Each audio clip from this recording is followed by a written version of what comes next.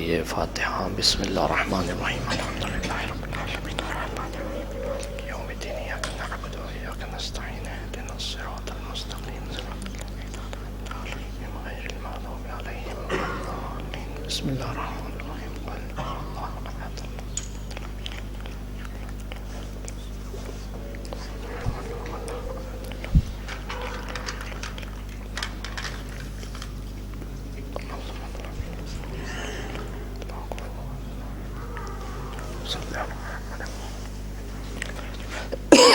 نعرہ تکبیر نعرہ تکبیر نعرہ رسالت نعرہ رسالت نعرہ حیدری نعرہ حیدری بلند آواز میں درود پڑھیں اہل بیت کی پاک ذات پہ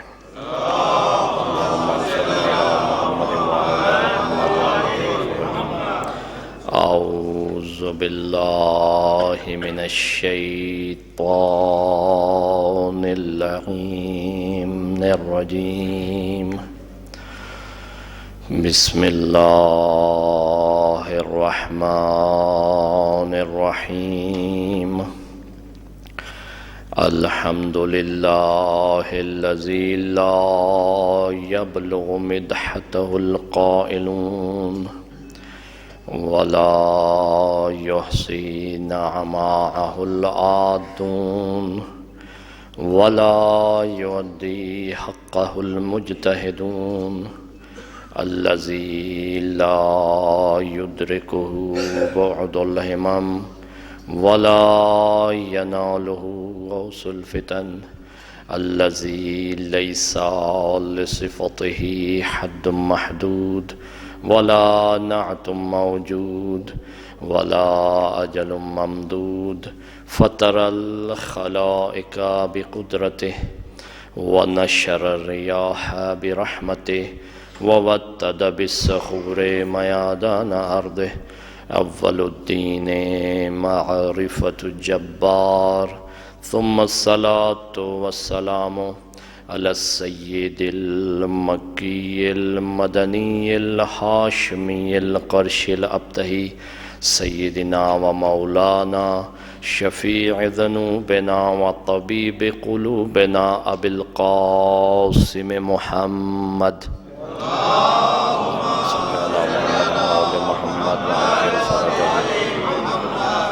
وعلى أهل بيته الطيبين الطاهرين المعصومين المظلومين لا سيما بقية الله الأعظم إمام زماننا هذا روحي وأرواح العالمين لتراب مقدمه الفداء عجل الله تعالى فرجه الشريف واللعنة الله على أعدائهم أجمعين من يوم عداوتهم إلى يوم الدين أما بعد فقد قال الله تبارك وتعالى في كتابه المجيد وفي فرقانه الحميد وقوله الحق بسم الله الرحمن الرحيم بقية الله خير لكم إن كنتم مؤمنين صلوات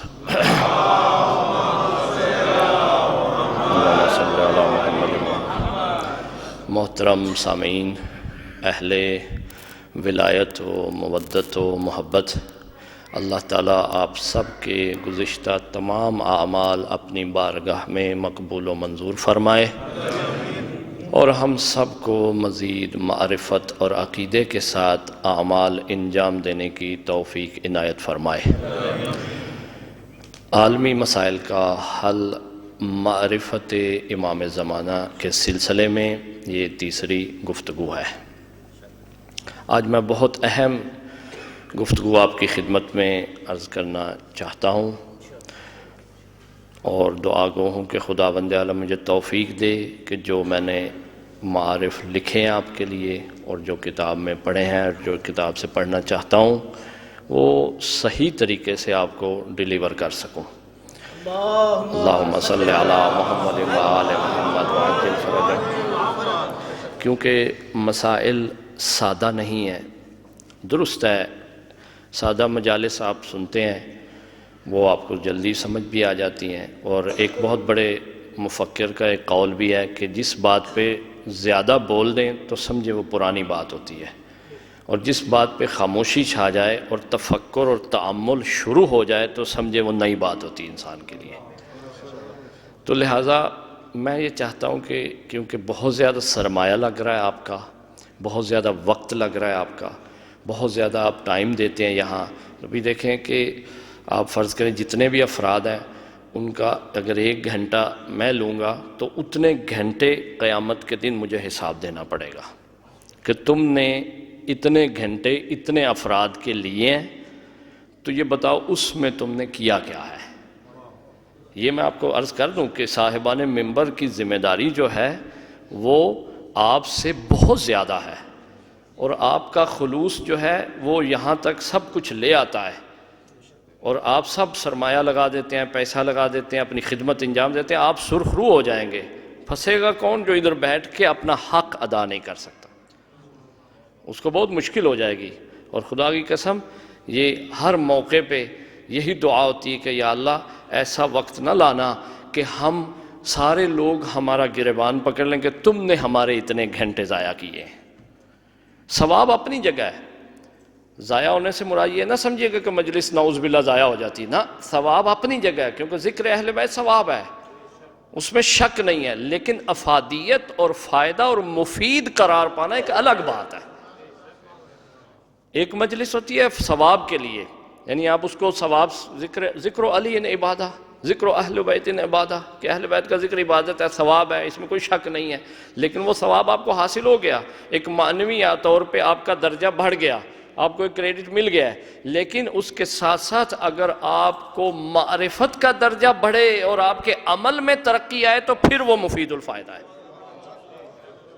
پھر وہ مفید الفائدہ ہے۔ ورنہ اگر آپ کی نہ معرفت بڑھے اور نہ عمل میں ترقی ہو، اور معرفت بڑھنے کی دلیل کیا ہے کہ اس کے عمل میں ترقی آ جائے۔ بعض لوگ یہ بھی مجالس پڑھ رہے ہیں، جی میں معرفت کی مجلس پڑھ رہا ہوں، اور بہت زیادہ نعرے بھی لگوائے جاتے ہیں، بڑا کچھ کیا جاتا ہے، لیکن عمل میں اگر سستی آ جائے تو سمجھے معرفت بڑھی نہیں ہے، معرفت کم ہو گئی ہے۔ کل بھی میں نے آپ کی خدمت میں عرض کیا تھا، کیونکہ یہ میں آپ کو اس لیے یہ میزان اور ملاک اور ایک ترہ امتیاز دے رہا ہوں آپ کے ہاتھ میں، کہ آپ نے دیکھنا کہ کون سی مجلس، کون سی بات، کون سی گفتگو، کون سی کتاب، کون سا مقالہ، کون سی جو ہے فلم، کون سا ڈرامہ، کون سی شے جو ہے وہ انسان کی معرفت بڑھا رہی ہے۔ اس کا نتیجہ یہ ہے کہ اگر اس کے دیکھنے یا سننے یا اس کو استعمال کرنے کے بعد جو ہے اگر انسان کے عمل میں ترقی آ جائے تو سمجھے کہ وہ معرفت آ گئی آپ کو، اور اگر عمل میں سستی آ جائے، عمل میں انسان پیچھے آ جائے، اس کا اخلاق، اس کا کردار، اس کے افعال، اس کی صفات اگر کمتر ہو جائیں تو سمجھے وہ معرفت نہیں ہے، فقط ذہنی عیاشی کا نام ہے۔ کیا ہوتا ہے ذہنی طور پہ؟ شعر ایک چیز ہے، مثلا شعر آپ سنتے ہیں، شعر ایک اچھی چیز ہے، برے بھی شعر ہیں، لہو و لعب بھی ہے، اور شعر اچھے بھی، اہل بیت کی مدح میں خدا کی ثنا ہے، حمد ہے، حمد خود شعر ہے، منظوم ہے یہ، لیکن آپ دیکھیں کہ دونوں میں فرق کیا ہوتا ہے، کہ اگر شعر انسان کو فقط ذہنی طور پر تسلی اور تسکین اور الفاظ بازی میں جو گھما پھرا کے رکھے، معرفت بلند نہ کرے تو وہ سمجھے فضول شعر ہے وہ، اور اگر وہ شعر انسان کو کیا بنا دے؟ ولی خدا بنا دے، وہ بلند مقام پہ لے جائے، وہ انسان کو ایسی وادیوں میں لے جائے کہ جو انسان نے نہ دیکھی ہوں، اور ایسا عمل اس میں وجود پا جائے اس شعر کی وجہ سے، تو سمجھے اس شعر نے اس کی معرفت بڑھا دی ہے۔ لہٰذا یہ مجلس کے لیے، یہ ہر شے کے لیے میں نے آپ کو ایک میزان دیا ہے، ایک ملاک دیا ہے کہ کس پہ آپ نے پرکھنا ہے، کیونکہ ہماری ملت میں، قوم میں جو سب سے بڑی مشکل اس وقت آئی ہے وہ یہ آ گئی ہے کہ ہمیں ہر شے کو اوکے کرتے ہیں، ہم ہر شے کو اوکے، یہ بھی ٹھیک ہے، یہ بھی ٹھیک ہے، یہ بھی ٹھیک ہے، یہ بھی ٹھیک ہے، ہر شے ٹھیک نہیں ہوتی، شے ٹھیک وہی ہوتی ہے جو اہل بیت سے متوصل رہے، جو اہل بیت کے فرامین کے مطابق ہو، جو امام کی خوشنودی کے لیے ہو، وہی شے ٹھیک ہو۔ لہٰذا عزیزان محترمہ وقت دیتے ہیں آپ کا میں ممنون ہوں۔ آج کی جو گفتگو ہے انتہائی اہم گفتگو ہے، جس کو میں بڑے آرام سے شروع کروں گا، آپ بلند آواز میں درود پڑھیں اہل بیت کی پاک ذات پہ۔ اللہم صلی علی محمد و آل محمد وعجل فرجہ۔ ایک سوال ہے آپ کے ذہن میں، سوال یہ ہے کہ حضرت حجت کا وجود مقدس جو ہے، ہستی مقدس جو ہے، اس کا فائدہ کیا ہے؟ یعنی عقیدہ رکھنا ایک الگ بات ہے، عقائد کی دنیا، احساسات کی دنیا، عواطف کی دنیا، محبت کی دنیا ایک الگ بات ہے، اس کو میں اس وقت ڈسکس نہیں کرنا چاہتا۔ نظریے میں آپ کے ہیں حضرت حجت، ایمان آپ کا ہے ان پہ، اس میں کوئی شک نہیں، یہاں کوئی بھی شخص ایسا نہیں ہے کہ جس کا ایمان حضرت حجت کی ولایت پہ نہ ہو، امامت پہ نہ ہو، یہ بحث ہی نہیں ہے، یہ موجود ہے۔ اس کے بعد جو میں آپ کی خدمت میں عرض کر رہا ہوں، خدا مجھے وہ الفاظ دے کہ میں وہ عرض کر سکوں کہ اس وقت عملی طور پر پریکٹیکل لائف میں حضرت حجت کا کیا فائدہ ہے ہمیں۔ پھر میں ایک دفعہ دہرا رہا ہوں اس کو، عقیدہ رکھنا دل میں، ذہن میں، الفاظ میں، کانوں تک بات پہنچنا، احترام رکھنا، محبت رکھنا، مودت رکھنا، یہ سب چیزیں اپنی جگہ پہ ہیں، یہ موجود ہے آپ میں، اس کو ڈسکس نہیں کرنا چاہتا۔ کسی میں کم ہے، کسی میں زیادہ ہے، کسی کا زاویہ کچھ، نگاہ کا کچھ ہے، کسی کا کچھ ہے، یہ ڈیفرنٹ ہے البتہ، یہ اس کے درجے اور مرحلے ہیں۔ لیکن ایک اس کے بعد جو دوسرا مرحلہ ہے کہ اپنی پریکٹیکل لائف میں، اپنی نجی زندگی میں، اپنی شخصی زندگی میں، جیسے میں اپنی زندگی کو دیکھوں تو میں یہ سوال کرتا ہوں اپنے سے کہ تمہاری اپنی زندگی میں عقائد و نظریات سے ہٹ کے، محبت سے ہٹ کے حضرت حجت کے وجود مقدس کا کیا فائدہ ہے؟ ایک ڈیپ کویسچن ہے اصل میں، یہ ایک گہرا سوال ہے یہ، اس لیے میں اس کو زور دے کے آپ کے ذہن میں اتارنا چاہتا ہوں کہ میں کہنا کیا چاہتا ہوں، کہ میرے دل میں کیا وہ بات ہے۔ پھر دہرا رہا ہوں دوسری تناظر میں کہ اپنی عملی زندگی میں، مثلا عملی زندگی میں انسان دو طرح ہے، روح ہے اس کی اور جسم ہے اس کا، یہی ہے نا انسان کا اگر خلاصہ کرو تو دو چیزیں سامنے آتی ہیں، یا اس کی روح اور نفس آتا ہے، اور یا اس کا جسم آتا ہے۔ اس دونوں پہ یہ سوال کریں کہ میرے اس بدن ظاہری میں، جسم طبیعی میں جو ہے، میرا حضرت حجت کا کیا ثمرہ ہے، اس میں کیا فائدہ ہے؟ اور دوسرے طور پہ میری روحانی اور اسپرچول لائف جو ہے، جو میری ڈیوائن ورلڈ میں جو میں سفر کرنا چاہتا ہوں، اس میں کیا حضرت حجت کا نقش ہے اور کردار ہے، کیا حضرت حجت جو ہے فائدہ میں دے رہے ہیں وہ، کیونکہ یہ انسان یہی کچھ ہے، اس کے علاوہ انسان کچھ نہیں ہے، یا روح ہے یا بدن ہے۔ اب میں یہ نہیں کہہ رہا کہ عقیدہ کیا ہے، ولا کیا ہے، محبت کیا ہے، وہ ایک ہے ہمارے ذہن میں، لیکن اس کے بعد اگلا مرحلہ ہے، کیونکہ ہمارے بچوں کے ذہن میں یہ بات ہے کہ ہم مسجد جاتے ہیں، امام بارگاہ جاتے ہیں، مولانا کو سنتے ہیں، تقریر سنتے ہیں، سب کچھ ہم سنتے ہیں، کتابیں پڑھتے ہیں، لیکن وہ فقط اور فقط رک جاتی ہیں عقیدے تک، ذہن تک، زبان تک، کان تک، دماغ تک، دل تک، لیکن اس سے بعد اسے یہ نہیں پتا ہوتا کہ اس کا میرا عملی زندگی میں کیا فائدہ ہے۔ پڑھتا کس کا ہوں؟ کیمبرج کا۔ پڑھتا کس کا ہوں؟ فلاں یونیورسٹی کا۔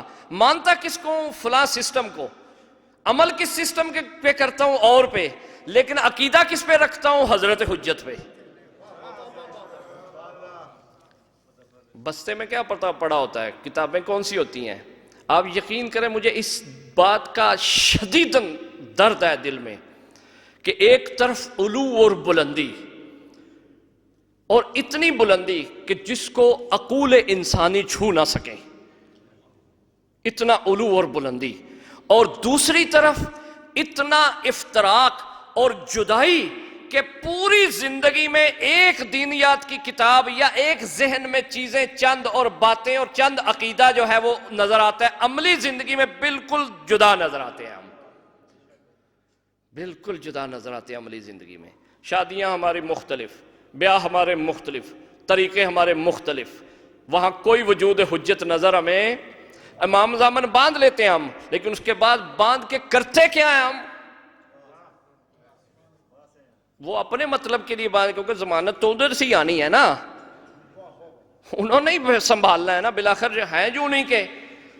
ہمارے ہاں یہ ہے، البتہ ہمارے دل میں یہ ایک چیز ہے کہ ہیں انہیں کے، اچھے ہیں یا برے ہیں، یہ ایک اچھی چیز ہے ہمارے اندر، یہی ہمارا عقیدہ ہے، اسی سے ہمارا سفر شروع ہو سکتا ہے. برا نہیں ہے، میں کسی پچھلے مسائل کی کرٹیسزم، اس کی وہ تنقید نہیں کرنا چاہتا، صرف یہ بتانا چاہتا ہوں کہ سفر کو آگے بڑھانا ہے ہم نے، سفر کو رک کے نہیں رکھنا، یعنی دل تک محبت کو نہیں رکھنا، اس محبت کو اپنی عملی زندگی میں مشاہدہ کرنا کہ کیسے حجت کا وجود جو ہے فیض نازل کر رہا ہے ہمارے اوپر. اللہ جانے میں اپنی بات کو سمجھا سکا ہوں یا نہیں سمجھا سکا، جو میرے دل میں ہے کہ میں جس بات کو عرض کرنا چاہتا ہوں وہ کر سکا ہوں یا نہیں کر سکا. یعنی حضرت حجت کا وجود پردہ غیبت میں ہے، اور غیبت کے بارے میں یہ میں عرض کر دیتا ہوں، غیبت نسبی ہے، مطلق نہیں ہے، یعنی کسی کے لیے غائب ہے، کسی کے لیے غائب نہیں ہے. جو دل اس حضور میں ہر وقت منور ہے اس کے لیے غائب نہیں ہے، اور جو دل غافل ہے اور محجب ہے، یعنی اس کے اوپر حجاب ہے، اس کے لیے غائب ہے، اور حجاب اپنا ڈالا ہوا ہے، اس کا ڈالا ہوا نہیں ہے. حجاب ہمارا اپنا ڈالا ہوا ہے، ادھر سے ڈالا ہوا. اگر ڈالا ہوتا تو اتنی تعریفیں کیوں کرتا خدا، قرآن کیوں نازل کرتا مدح میں، انبیاء کی وصیتیں کیوں ہوتی، اپنے فرمان کیوں ہوتے، اور سب سے زیادہ لازمی اس حجت کی معرفت کو کیوں قرار دیتا اگر اس نے پردہ ڈالنا تھا تو.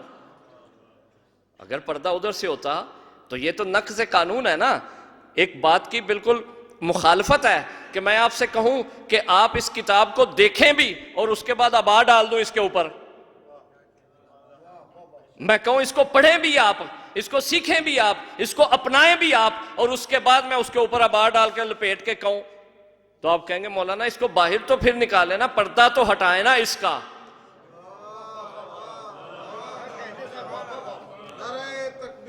اللہ اکبر، یا علی، اللہم صلی علی محمد وآل محمد وعجل فرجہم. پردہ ہٹائیں. جب میں نے کہا میں پردہ ہٹا کے واضح کر دیتا ہوں، اب اگر آپ کی آنکھیں جو ہیں وہ بند ہونا شروع ہو جائیں تو اس وقت میں کہوں گا کہ آپ آنکھوں میں اتنی طاقت پیدا کریں تاکہ اس کے نور کو درک کر سکیں آپ. تو لہذا پردہ کس طرف سے آ گیا ہے، حجاب کس طرف سے ہے، غیبت کس طرف سے ہے، ہماری طرف سے ہے، وہاں سے غیبت نہیں ہے. کیوں؟ دشمن زیادہ تھے، دشمن زیادہ تھے. خدا نے کیا کیا کہ کیونکہ ان کی اصل مشکل ان کی کیا تھی، کیونکہ ایک ہے معرفت، ایک ہے معرفت کے درجے کم ہوتے ہوتے ختم تک، یعنی سمجھے کہ ایک خط استوا ہوتا ہے، سینٹر لائن جسے آپ کہتے ہیں، سینٹر لائن سے اس طرف چلے جائیں کہ سمجھے معرفت بڑھ گئی، یہاں آگے تو معرفت صفر، صفر کے بعد پھر دشمنی شروع ہو گئی، عداوت شروع ہو گئی، ذلت اور رسوائی شروع ہو گئی. اگر وہاں سے یہ سفر طے نہیں کر، وہاں سے واپس آ کے یہاں خط استوا، یعنی بالکل خالی ہو گئے، خالی ہونے کے بعد پھر دشمنی اور عداوت شروع کر دی. جب عداوت کی انت پہ پہنچے تو اب سیاہ ہی سیاہ رہ گیا. اب حجت کا وجود جو عالم کو منور کیے ہوئے ہے، جو کائنات کو روشن کیے ہوئے ہے، اس اندھے کو اب بھی نظر نہیں آ رہا ہے. اس اندھے کو اپنی عداوت کی وجہ سے نظر نہیں آ رہا. ہمیں کیوں نہیں نظر آ رہا؟ ہم عداوت نہیں رکھتے الحمدللہ، شکر ہے اس ذات کا. ہم کیا ہے کہ ہماری معرفت میں درجہ بے درجہ، یا ہم خط استوا پہ ہیں بالکل معرفت نہیں، یا پھر تھوڑی آگے ہیں، پھر تھوڑا اور آگے ہیں، تھوڑا اور آگے ہیں. جو جس مرتبے پہ فائز ہے، اتنا وجود اس کے لیے روشن ہے حضرت حجت کا، اتنا وہ اس کے لیے. اور یہ اس کی نشانی کیا ہے؟ اس کی نشانی یہ ہے کہ اس کے عمل میں خوف، اس کے عمل میں رجا ہے، امید اور خوف ہے۔ امید کس کی کہ حضرت حجت کے لیے ہے، خوشنودی کے لیے ہے، اور خوف کس بات کا ہے؟ خوف یہ ہے کہ وہ دیکھ رہے ہیں۔ جتنا خوف انسان میں بڑھ جائے، جتنا اس میں خوف زیادہ، خوف البتہ وہ والا خوف نہیں کہ انسان ڈرنا شروع کر دے نا، خوف خشیت اللہ جسے آپ کہتے ہیں، آپ دیکھیں جتنا خوف بڑھ جائے کہ وہ دیکھیں گے تو کیا کہیں گے، تو اس قدر آپ کی معرفت بلند ہے، ہماری معرفت اس قدر ہے۔ اور جس قدر خوف کم ہو، ہمیں کسی کے آنے کا خوف ہے۔ کمرے میں ہم کام کر رہے ہوتے ہیں، کوئی ایسا کہ کوئی نہ دیکھ لے، لیکن حضرت حجت کے بارے میں ہم نہیں دیکھ رہے، وہ دیکھ رہے ہیں۔ یہی فرق ہے ہماری معرفت میں، کہ وہ شخص جو ظاہری طور پہ آ رہا ہے، ہم اس سے شرمندہ ہونے سے بچنے کے، یہی ہوگا نا کہ مثلا میں ایک کام غلط کر رہا ہوں، خدا نہ کرے، تو میں کمرے میں بیٹھ کے غلط کام کر رہا ہوں، وہ آئے وہ فوراً کیوں بند کرتا ہوں، کیوں چھپاتا ہوں، کیوں تالا لگاتا ہوں، کیوں ایسے کرتا ہوں؟ اس لیے کہ مجھے اس کے سامنے ذلیل نہ ہونا پڑے، مجھے شرمندہ نہ ہونا پڑے۔ یہی بات ہے نا، اس کے علاوہ تو کچھ نہیں ہے۔ جس کی یہ باہر بھی اتر جاتا ہے وہ کہتا ہے جو دیکھتا ہے دیکھے، مجھے کیا لگے۔ یہ بھی ایک مقام آ جاتا ہے۔ آپ ویسٹرن کنٹریز میں دیکھتے ہیں یہی مقام ہے کہ جب اس دائرے کو بھی وہ توڑ دیتے ہیں تو وہاں ہوتا ہے کوئی دیکھتا ہے تو دیکھے، وہ اس سے بھی بدتر مقام ہے۔ لیکن اس میں اب یہ جو مقام ہے کہ بند کمرے میں ذلت سے بچنا چاہتا ہے، اب ذلت ظاہری اور عام لوگوں کی ذلت سے بچنے کے لیے، رسوائی سے بچنے کے لیے تو ہم بند کر دیتے ہیں، لیکن حضرت حجت جو ہر وقت دیکھ رہے ہیں ان کی رسوائی سے بچنے کے لیے ہم کیوں بند نہیں کرتے؟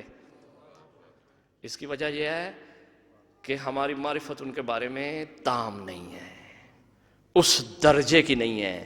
یعنی وہ شخص کا حضور اور اس کی نظر اور اس کی عقل اور اس کے شعور اور اس کی نیت سے تو ہم ڈر رہے ہیں، لیکن جو حجت نیت کو جانتے ہیں ہم نہیں جانتے، وہ ہماری نیت۔ مثلا ہم نے ایک کتاب کھولی ہوئی تھی، ویسے ہی دیکھ رہے تھے، ہم اخبار دیکھ رہے تھے، کوئی صفحہ ایسا آ گیا جو غیر مشروع تھا مثلا، تو ویسے ہی آ گیا، سامنے آنے والا کہے کہ بھئی یہ تم یہ صفحہ کیوں دیکھ رہے تھے، آپ اسے 100 صفائی دیتے کہ میری نیت یہ نہیں تھی، میں نے ویسے کھولا تھا تو نکل آیا تھا۔ اب وہ پھر بھی آپ کے لیے کہے گا کہ نہیں اللہ جانے کیا یہ کر رہا ہے، لیکن حضرت حجت تو نیت کو بھی جانتے ہیں، ان کو تو پتہ ہے اس نے یہ کام کس لیے کیا ہے، یہ عمل کس لیے کیا ہے۔ حتیٰ کہ ائمہ فرماتے ہیں کہ تم نے ابھی آنکھ نہیں جھپکی ہوتی، ہمیں پتہ ہوتا ہے کس لیے آنکھ جھپک رہے ہو۔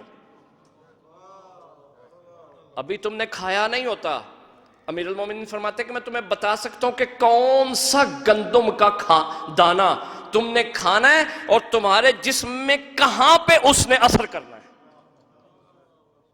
ابھی کھایا نہیں ہم نے، ہمیں بھی پتہ نہیں ہے کہ کہاں سے کھانا ہے، یعنی جس شے کا ہمیں بھی علم نہیں ہے وہ جانتے ہیں۔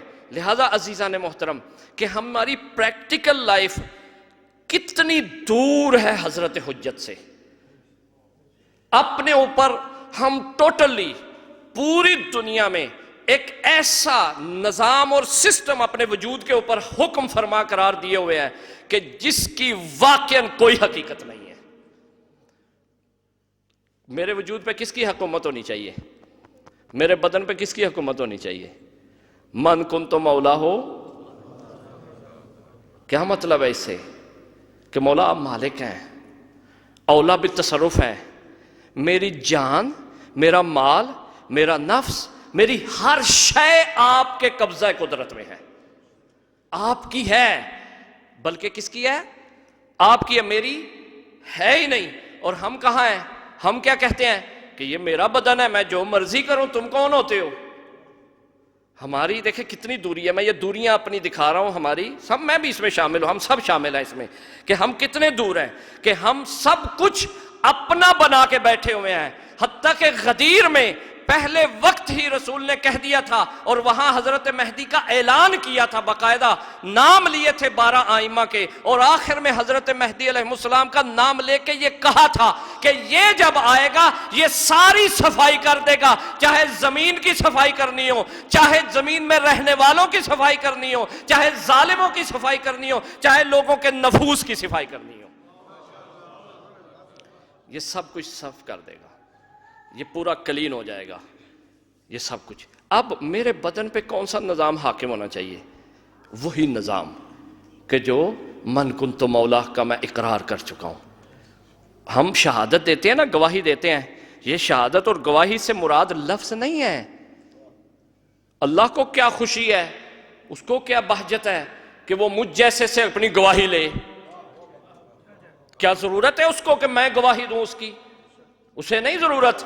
وہ کہتا ہے کہ تم گواہی دو گے، لفظاً دو گے، لفظاً سے تم جب گواہی کی عملی سٹیج پہ آؤ گے تو خود کو کچھ نہیں سمجھو گے، جب خود کو کچھ نہیں سمجھو گے، میں ہی سمجھو گے اور میرے لیے ہی سمجھو گے، اس وقت میں تمہیں اپنا ہاتھ بنا لوں گا، اپنی آنکھ بنا لوں گا، اپنا چہرہ بنا لوں گا تمہیں۔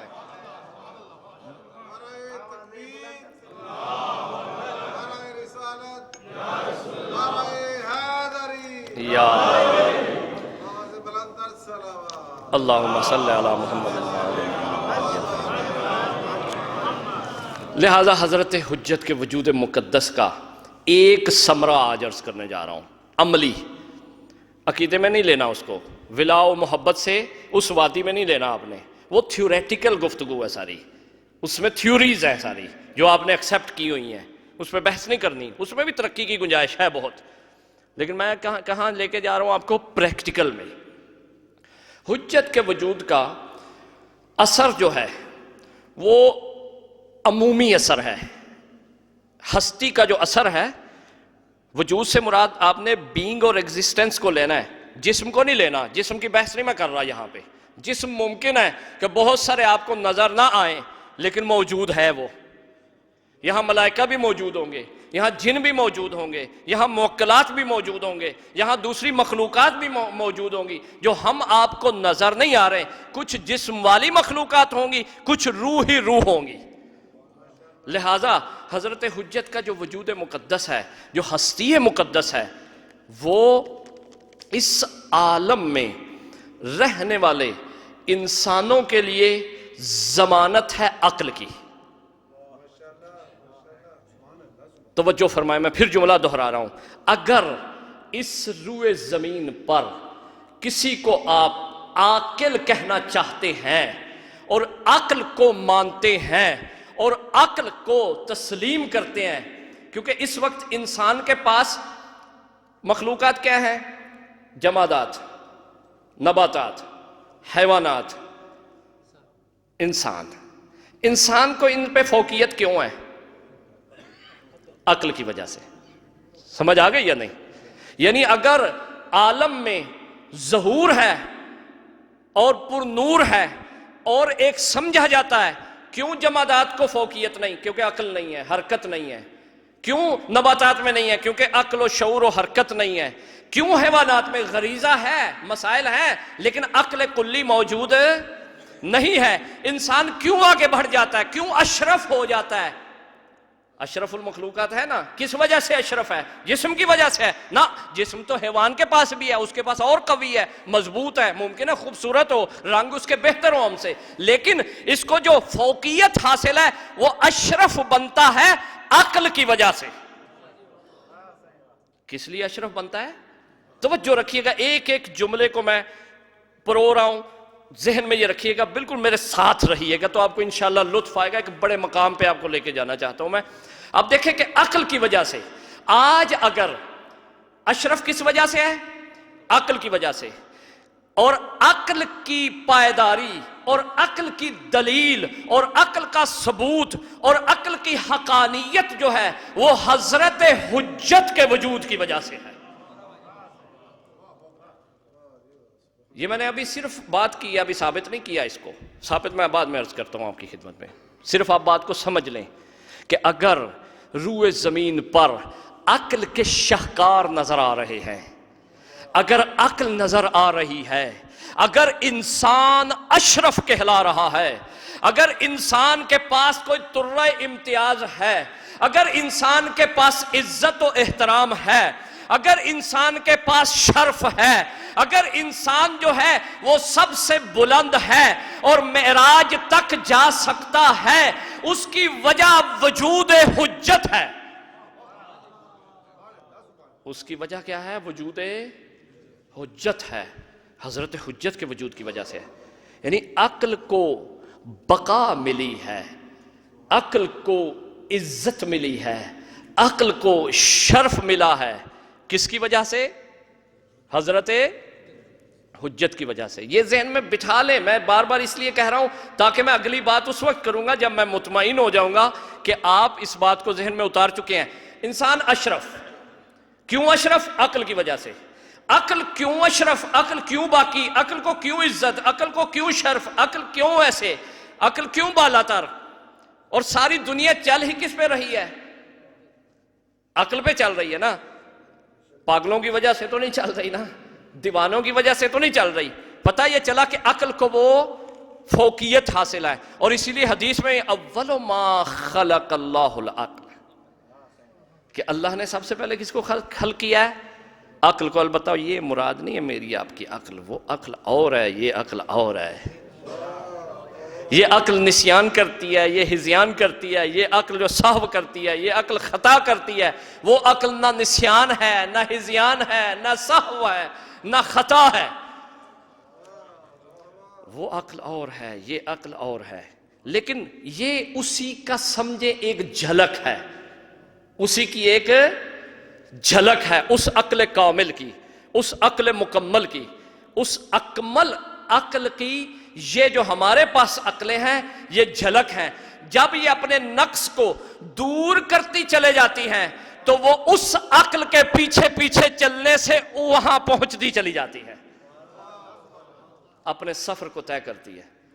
اور جو عقل ہوئی جامد جائے، اس کا حافظہ جامد ہو جائے۔ حافظہ اور چیز ہے، اس سے بالا تر ہے عقل، شعور اس سے بالا تر ہے۔ یہ مقامات میں اس میں جانا نہیں چاہتا، لہذا عقل کو شرف حاصل ہے۔ کیوں؟ حضرت حجت کی وجہ سے۔ ایک حدیث ہے، وہ میں آج آپ کی خدمت میں عرض کرنا چاہ رہا ہوں کہ جو آپ نے ساری زندگی سنی ہوگی، سب کو یاد ہے انشاءاللہ۔ من ماتا ولم یعرف امام زمانہ ماتا میتتن جاہلیہ۔ جو مر جائے، اہل سنت کتابوں میں بھی ہے، شیعہ کتابوں میں سے بھری پڑی ہے یہ حدیث، سند بھی اس کی صحیح ہے۔ من ماتا، جو مر جائے، ولم یعرف، اور نہ پہچانے، مر جائے اور نہ پہچانے کس کو؟ امام زمانہ ہی، اپنے وقت کے امام کو، اپنے وقت کے امام کو اگر نہ پہچانے تو کیا ہوگا؟ ماتا میتتن جاہلیہ، وہ مر جائے گا جہالت کی موت۔ یہ سب نے آپ نے سنی ہوئی ہے، لیکن جو آج عرض کرنا چاہ رہا ہوں آپ کی خدمت میں، آیت اللہ جوادی عملیہ استاد محترم کیا لکھتے ہیں اس کے بارے میں، کاش میں اس کو پیش کر سکوں آپ کی خدمت میں۔ عجیب معارف لکھتے ہیں۔ بلند آواز میں درود بھیجیں اہل بیت کی ذات پہ، میں آپ کی خدمت میں۔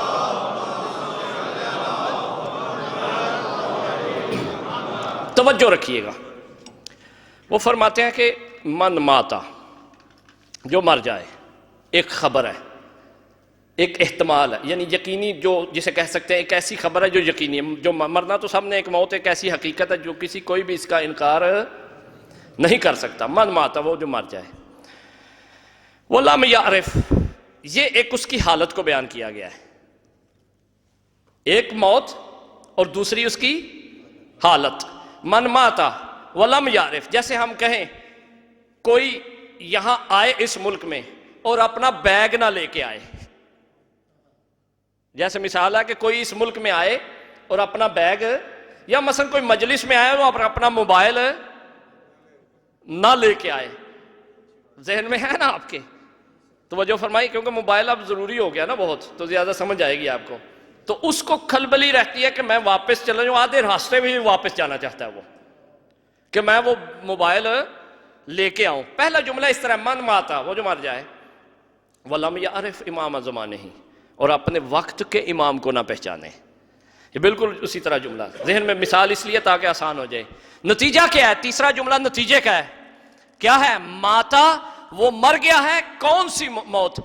میتتن جاہلیہ جہالت کی موت.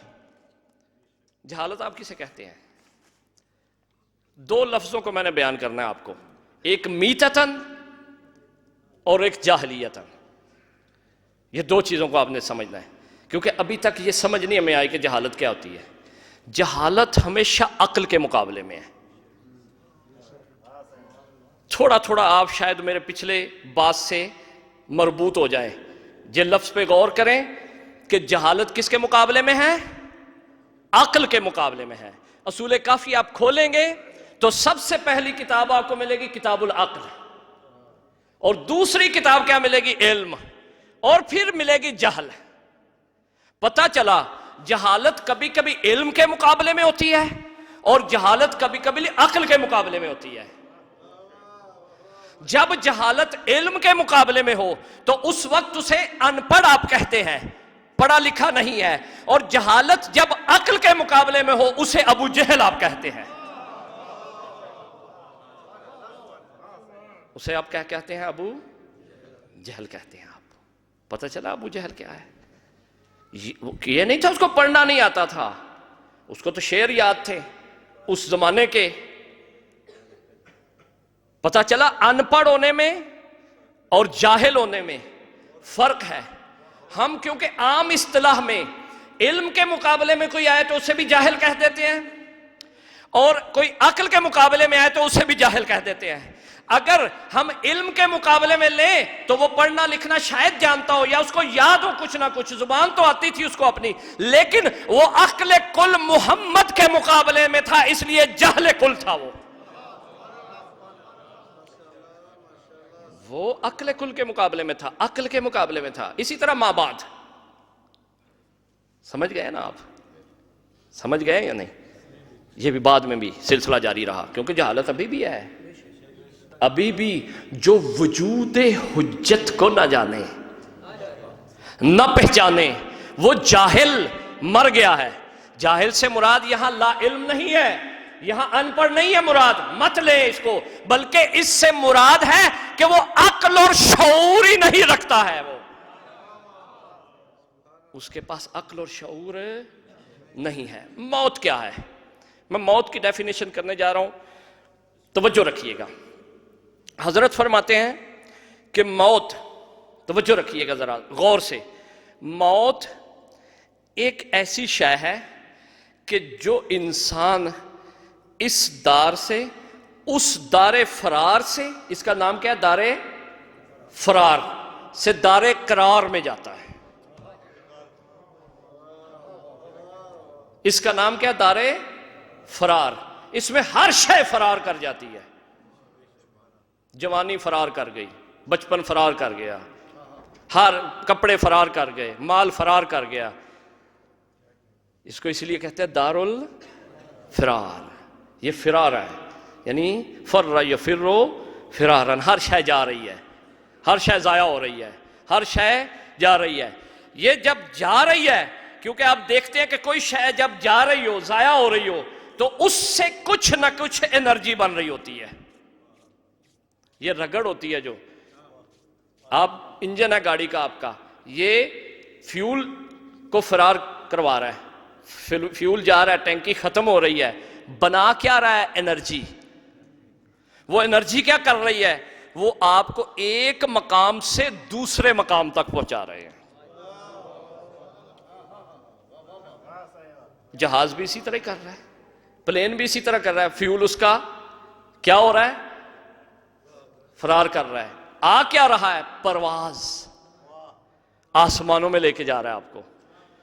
اور کئی منٹوں میں یا گھنٹوں میں, اب تو بہت ہی سپیڈ ہو گئی ہے جو نئے پلین آ رہے ہیں, کئی منٹوں میں, سیکنڈوں میں آپ کو کہاں, سیکنڈوں میں کہاں لے کے جایا جاتا ہے؟ ایک دیار سے دوسرے دیار کی طرف. اب پتہ یہ چلا کہ یہ دنیا فرار ہے, یہاں آپ اپنے آپ کو کیا کر رہے ہیں؟ تمام چیزوں کو صرف کر رہے ہیں، ہر شے ضائع ہو رہی ہے، مل کیا رہا ہے آپ کو؟ جو موت کے وقت پتہ چلے گا آپ کو، وہ جو نتیجہ آپ کو ملے گا۔ میں کیونکہ ایک عبارت کو دیکھ کے پڑھوں آپ کی خدمت میں تاکہ آپ کو لطف آئے۔ جہالت کیا ہے؟ نشانی ہے کس کی؟ جہالت کیا ہے؟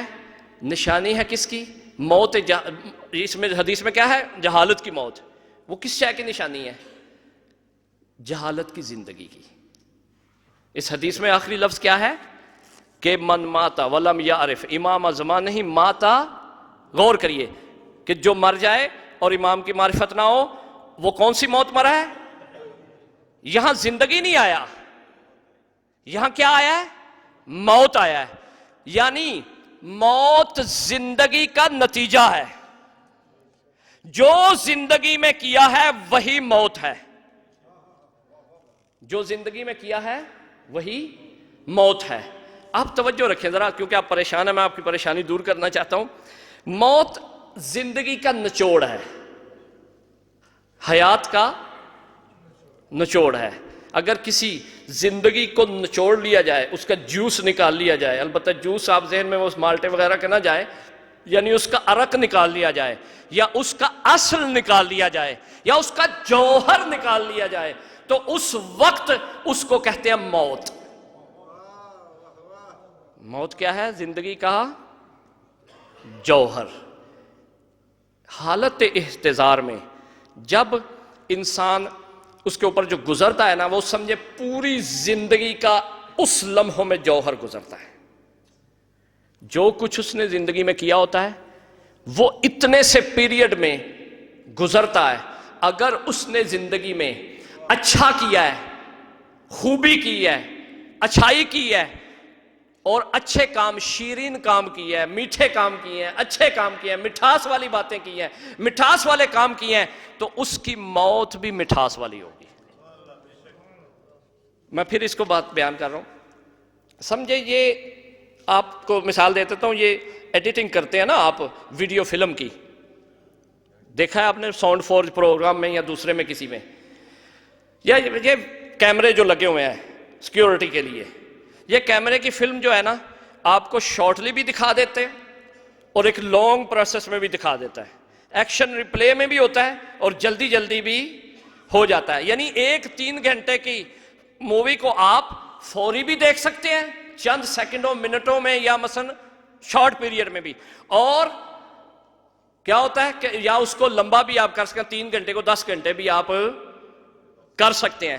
سمجھے یہ زندگی ایکشن ریپلے چل رہا ہے، مکتا مکتا، دن دن، گھنٹہ گھنٹہ، منٹ منٹ منٹ، ایک چھوٹے چھوٹے ٹکڑے چل رہے ہیں چل رہے ہیں چل رہے ہیں چل رہے ہیں۔ موت پہ کیا ہوتا ہے کہ وہی کو ایک دم چلایا جاتا ہے۔ اور آپ دیکھ لیں کہ جب فلم کو آپ 3 گھنٹے کی کو 10 منٹ میں دیکھنا چاہے تو دماغ کی حرکت کیسی ہوگی، آنکھوں کی حرکت کیسی ہوگی، جسم میں توانائی کیسی ہوگی، آپ کا دماغ گھوم جائے گا۔ یہ میں مادی مثال دے کے آپ کو اس لیے سمجھا رہا ہوں کہ موت بالکل اسی طرح ہے، جو جس لمحے میں زندگی میں کیا ہے اسی کو حالت احتضار میں خداوند عالم کا امر ہے کہ اس میں انسان اس سے گزرتا ہے، جس کی وجہ سے موت جو حیات کا نچوڑ کہلاتا ہے۔ موت حیات کا اثارہ اسے کہتے ہیں فارسی اور عربی میں، کہ نچوڑ، اس کا جوہر کہلاتا ہے۔ جب انسان کو موت آتی ہے وہ سارے مقامات جلدی جلدی سے، اسی فلم کو آپ ذہن میں رکھیں جو جلدی آپ دیکھ رہے ہیں، وہ فوراً جو آپ نے کیا ہوتا ہے وہ اسی کا اثر آپ کے اوپر گزر رہا ہوتا ہے۔ جتنی دیر میں اسرائیل نے یہ کام کرنا ہوتا ہے اتنی پوری زندگی کے مسائل آپ کے گزرنے ہوتے ہیں، آپ کے اوپر، ہمارے اوپر۔ یہ عنصری، یہ اس کی حقیقت ہے موت کی۔ کہتے ہیں جی کیما کیما ہو جاتا ہے روایات میں، اس سے مراد کیما یہ ٹکڑے نہیں نا، کیونکہ اگر آپ نے زندگی میں شیرینی اور مٹھاس اور اچھائی کی ہے تو موت اتنی ہی شیرین ہوگی، اور اگر کسی نے برائی کی ہے، بدی کی ہے، اتنی ہی موت اس کی تلخ ہو جائے گی۔ اسی لیے حضرت قاسم سلام اللہ علیہ کا جملہ ہے، حضرت نے جب پوچھا تھا کہ موت کو کیسا پاتے ہو، کہا احلی من العسل، کہ میں شہد سے بھی شیرین پاتا ہوں۔ اس کی تفسیر یہ ہے کہ قاسم کو پتا تھا میں نے 13 سال گزارے ہی سایہ امامت میں ہے، میں نے اپنے وقت کی حجت کی خوشنودی میں گزارے ہیں، تو بلا ساختہ منہ سے نکلا کہ شیرین ہی شیرین ہے، کیونکہ حجت کا وجود پہ عمل کرنا، حجت کی اطاعت میں رہنا، حجت کے سائے میں رہنا، ہمیشہ ہر آنکھ کو بھی حجت کے لیے جھپکنا جو ہے وہ شیرینی لے آتا ہے زندگی میں۔ اسی لیے کہا اصل سے بھی، اصل کیا شیرین ہوتا ہے؟ کہا اس سے بھی زیادہ شیرین پاتا ہوں میں اس موت کو۔ لہذا عزیزان محترم، موت نچوڑ ہے حیات کا، اور جب اگر موت جہالت میں ہو تو سمجھے حیات بھی جہالت میں ہے، یعنی موت دوسرے الفاظ میں بے عقلی میں ہو، لا شعوری میں ہو۔ عقل کو یہاں مقابلے میں رکھنا ہے جہالت کے، آپ نے علم کو نہیں رکھنا، کیونکہ اکثر ہم حدیث سنتے ہیں تو سمجھتے ہیں کہ جو وہ لا علم مر گیا، نہ، لا علم نہیں مر گیا بلکہ لا عقل مر گیا، بے عقل مر گیا، بے شعور مر گیا۔ پتہ یہ چلا جب کوئی دنیا میں بے عقل مرے تو وہ حیوان جیسی صفت بھی نہیں رکھتا، یعنی جو اپنے وقت کے امام کو نہ پہچانے، کون مرا؟ بے عقل مرا ہے، لا شعور مرا ہے، لا عقل مرا ہے۔ اور لا عقل کون ہے؟ جمادات۔ اسی لیے قرآن نے کہا کہ تم اگر نہیں پہچانتے تو تم اس حیوانوں سے بھی بدتر ہو۔ یہی مراد ہے کہ حیوان پھر بھی تھوڑی سی عقل رکھتا ہے، تم تو وہ بھی نہیں رکھتے کہ تم نے اپنے وقت کے امام کو نہیں پہچانا۔ یعنی کل کیا ہوگا؟ اس کی سٹیجز ہوں گی۔ جس نے وقت کے امام کو نہیں پہچانا، جو نہیں پہچانے گا وہ تو حیوان سے بھی پیچھے چلا گیا، اور جو عداوت رکھے گا وہ جمادات سے آگے چلا جائے گا۔ جمادات میں وہ جمادات بنے گا کہ جو لکڑی یا پتھر یا مثلا مختلف ایسی چیزیں ہیں کہ جو بڑی سخت ہیں۔ جہنم میں جو یہ سارا ایندھن ہے نا، یہ کوئی اللہ نے خود نہیں بنایا ہوا، یہ ایندھن انسان بنا ہوا ہے، جو ظاہراً انسان ہے لیکن حقیقت میں بے عقل حیوان سے بھی بدتر ہے، اور ان جمادات میں ہے جو ہر وقت جلاتے رہتے ہیں۔ یہ جہنم کی حقیقت ہے، یہ ذہن میں رکھ لیں۔ جہنم کو یہ نہیں اللہ نے کوئی مثلا لکڑیاں وکڑیاں لے کے، جیسے ہم سردیوں میں آگ جلاتے ہیں تو ایک کام جو ہے نا انگیٹھی پکا کے رکھی ہوئی ہے وہاں پہ، کوئی بخاری لگائی ہوئی ہے، نہ نہ نہ، بالکل ایسا نہیں، بلکہ جو بھی اپنے امام سے غافل ہے، جس سطح کا غافل ہے، اس سطح کا وہ جہنم میں ہے، اس سطح کا جہنم میں ہے۔ اس کے بعد عرض کرتا ہوں کہ جس کی زندگی اچھی ہوگی اس کی موت بھی اچھی ہوگی، جس کی زندگی بری ہوگی اس کی موت بھی بری ہوگی۔ ایک آیت جو قرآن میں آپ موت کے بارے میں سنتے ہیں، وقت تو کافی نکل گیا، میں اس کو مکمل کرنا چاہوں۔ کل نفس ذائقۃ الموت، توجہ رکھیے گا کہ ہر نفس کیا کرتا ہے؟ ترجمہ کیا کریں گے آپ ذرا بولیں، توجہ رکھیں۔ موت انسان کو نہیں مارتی بلکہ انسان موت کو مارتا ہے، یہ ذرا غور کریں۔ موت انسان کو نہیں مارتی، موت انسان کو نہیں چکھتی، انسان موت کو چکھتا ہے۔ کلو نفس ذائقۃ الموت، جیسے انہوں نے ترجمہ کیا ہے کہ ہر نفس موت کو چکھتا ہے۔ ہر نفس کیا کرتا ہے؟ موت کو ایک بار چکھتا ہے، اور وہ کیا ہوتا ہے؟ جب چکھ لیتا ہے تو اس کے بعد وہ نابود ہو جاتی ہے، ختم ہو جاتی ہے۔ ایک ہی دفعہ آتی ہے، 2 دفعہ تو نہیں موت آتی نا۔ جب ایک دفعہ آتی ہے، وہ ایک دفعہ اسے چکھ لیتا ہے۔ علامہ فرماتے ہیں کہ بالکل اسی طرح ہے کہ جیسے دنیا میں ایک درخت شکوفہ جو ہے، وہ دنیا میں شکوفہ جو ہے، دنیاوی زندگی دنیا کی کیسے ہے کہ جیسے ایک شکوفہ ہے، وہ بڑھتا ہے، اس کے بعد درخت بنتا ہے، درخت بن کے ثمر اس کا آتا ہے، پھل اس کا آتا ہے۔ اب جب اس کا پھل آتا ہے، پھل اتارتے ہیں، پھل اتار کے اس کا جوس نکالتے ہیں، اس کا نچوڑ نکالتے ہیں، نکالنے کے بعد وہ پیتے ہیں، تو کہتے ہیں کہ جو میں نے اتنی دیر سے درخت لگایا تھا، آج میں اس کا مزہ چکھ رہا ہوں۔ آج میں اس کا مزہ چکھ رہا ہوں. یہی موت ہے, یہی موت ہے. انہوں نے بلکہ تعبیر یہ لکھی ہے کہ ایک زندگی میں لگائے ہوئے درخت کا, زندگی میں لگائے ہوئے درخت کا ثمر اور اس کا نچوڑ جو ہے دے رہا ہے خدا اسے کہ یہ پیو. اب اگر اس نے درخت اچھا لگایا, اچھی نسل کا لگایا, پھل اچھا لگایا, شیرین لگایا, تو اس کا مزہ شیرین ہوگا, وہ پی جائے گا, اسے ہضم کر جائے گا. اور اگر اس کا مزہ درست نہ ہوا, اس کا کڑوا ہوا اور پھل صحیح نہ ہوا, خیانت ہوئی, دیانت نہ ہوئی اس میں, اور اس میں بے حیائی ہوئی, اس میں عفت نہ ہوئی, اس میں غیرت نہ ہوئی, اس میں اخلاق نہ ہوا, اس میں کردار نہ ہوا, تو اس وقت یہ ہوگا کہ جب وہ پیے گا تو وہ ساری چیزیں اس کو اثر کرتی جائیں گی, ہضم وہی ہو جائیں گی, ہضم وہ بھی ہو جائے گا, لیکن فرق اتنا ہوگا کہ وہ عاقلانہ بن کے مرے گا, یہ جاہلانہ بن کے مرے گا. یہ عقل کے ساتھ مرے گا. توجہ کی آپ نے کہ موت ایک ایسی چیز ہے, من ماتا ولم یعرف امام زمانہ ہی. لہذا میں اپنی کلوز اپ کرنا چاہتا ہوں. کل میں اس کو انشاءاللہ, کل کیونکہ میرا خیال ہے شہادت کی مجلس ہے, کل میں اسی کو جاری رکھوں گا لیکن کچھ اور طرز سے. توجہ رکھیے گا کہ اب کوئی شخص, نتیجہ اب لیں کہ موت کس کا نتیجہ ہے؟ زندگی کا. اگر ہم چاہتے ہیں کہ موت کون سی آئے, کون سی؟ اچھی, خوبصورت, شیرین, زبردست, ایسا ہی ہے, تو ہمیں چاہیے زندگی زبردست بنا لے. یہ 2 اور 2 4 کی طرح ہے. اور ہم زیارت عاشوراء میں ہر روز کیا کہتے ہیں؟ اللہم اجعل مماتی مات محمد و آل محمد. ہے نا ایسا کہ اے خدا ہماری حیات کو محمد و آل محمد کی حیات بنا, یعنی اس طرح کی بنا, اور ہماری موت کو ان کی موت بنا. پتہ یہ چلا کہ جس طرح وہ دنیا سے گئے ہیں اسی طرح ہم دنیا سے جائیں, اور جس طرح انہوں نے زندگی گزاری ہے اسی طرح ہم زندگی گزاریں.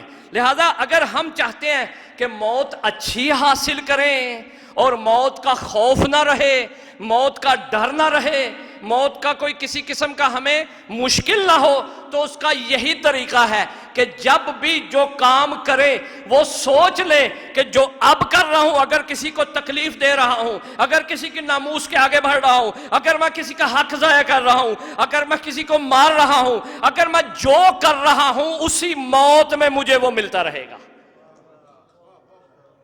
اسی موت میں مجھے وہ عنایت ہو جائے گا, مل جائے گا. میرا اپنا کیا ہوا ہے, کسی کا کیا ہوا نہیں ہے.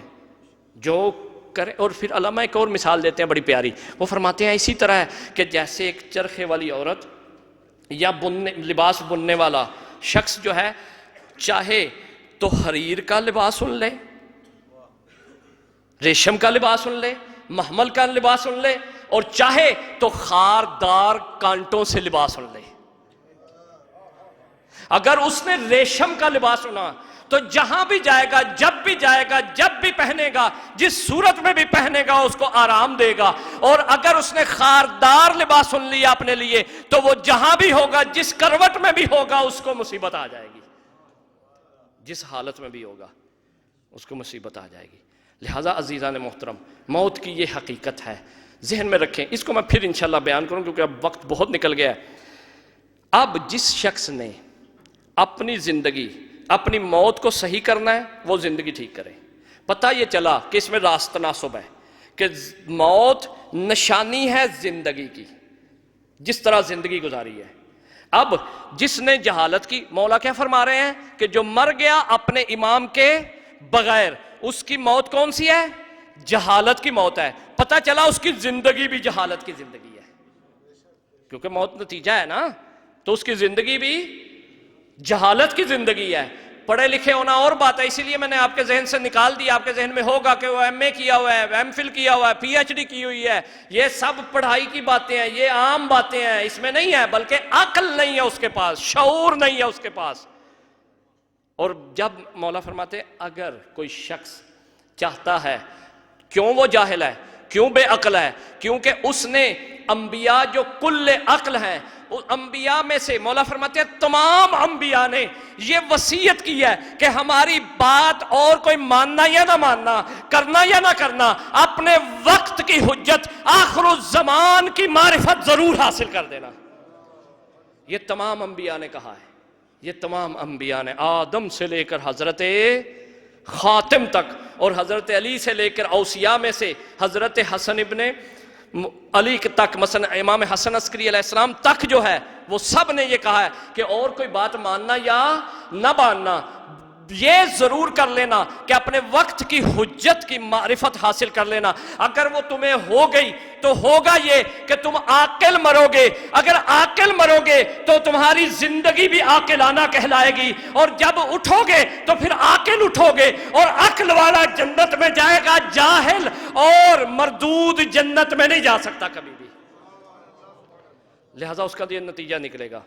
تو عزیزان محترم، ظاہری طور پر پڑھائیاں سب کچھ ہوتا ہے، لیکن اصل جو چیز ہے وہ عقل ہے، اور عقل کب آتی ہے؟ جب جہالت جانا شروع ہو جاتی ہے، جہالت گئی اور عقل آ گئی۔ جاء الحق وزهق الباطل ان الباطل کان زہوقا۔ یہ ذہن میں رکھیں، یہ منشور ہے ہمارا معرفت کے لیے، یہ ہمیں معرفت کی بلند درجے پہ اس طرح ہم پہنچ سکتے ہیں۔ لہذا عزیزان محترم، اس سے زیادہ آپ کو زحمت نہیں دینا چاہتا کیونکہ وقت بہت کم ہے۔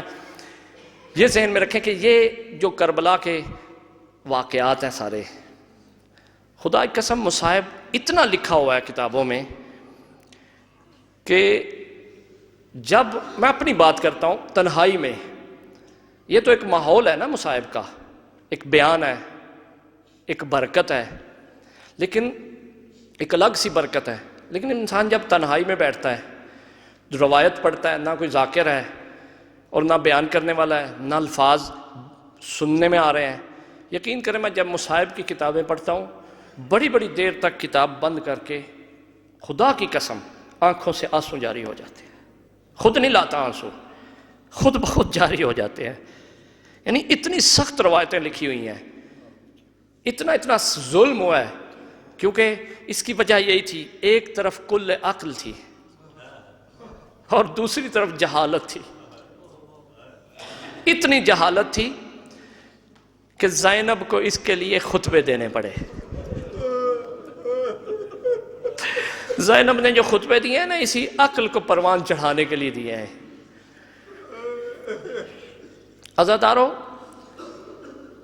شام غریبہ میں ایک روایت ملتی ہے کہ بی بی نے خیمے سے جا کے جب جل رہے تھے خیام تو امام سجاد سے پوچھا تھا باہر نکلوں یا جل کے مر جاؤں؟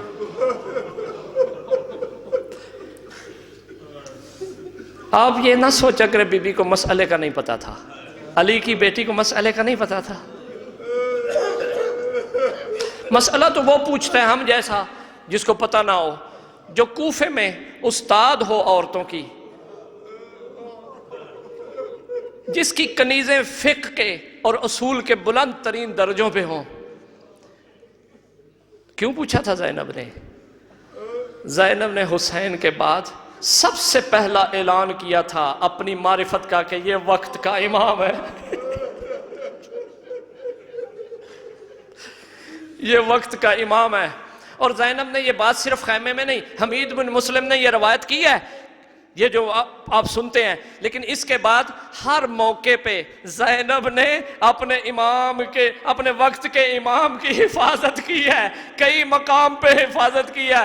عزادارو، تھوڑا سا مصائب عرض کروں گا، آپ نے گریہ کر لیا، آپ کی عبادت ہو گئی، مومن کا دل جو ہے قبر حسین ہے۔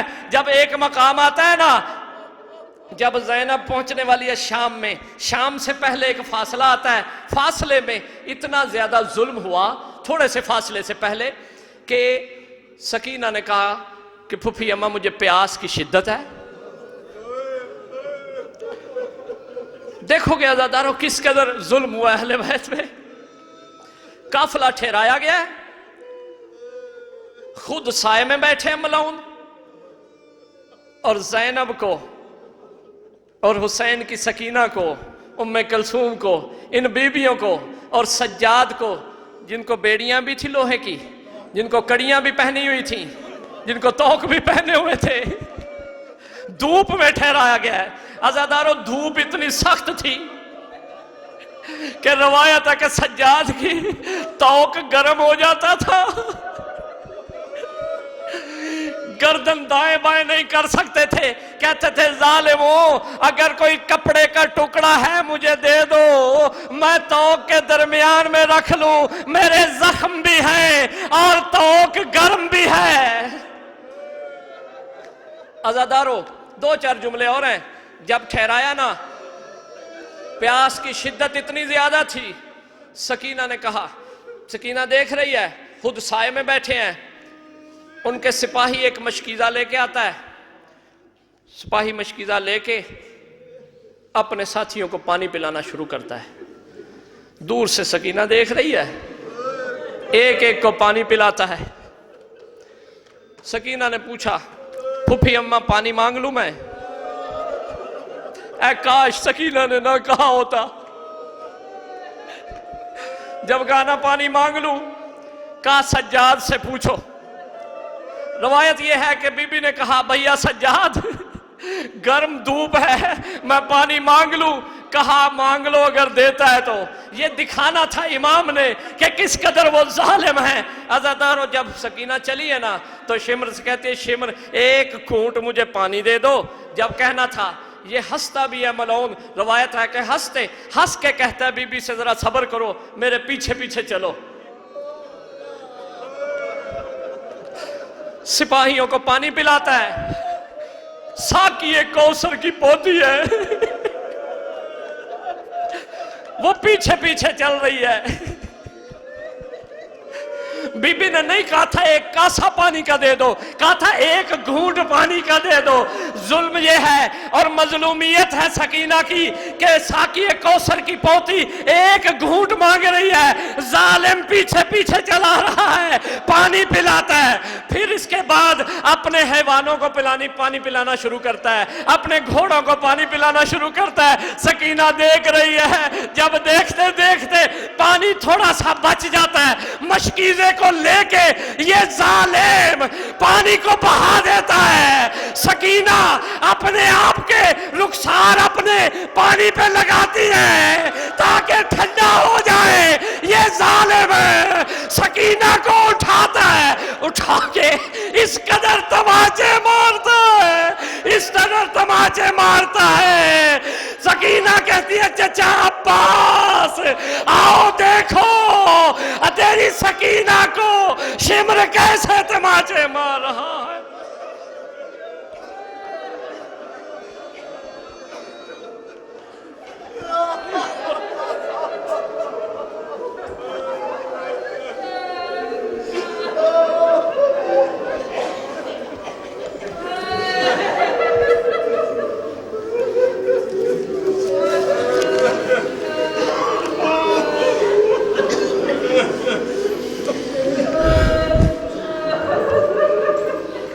مومنین کل کا ایک اعلان ہے کہ کل کی جو مجلس ہے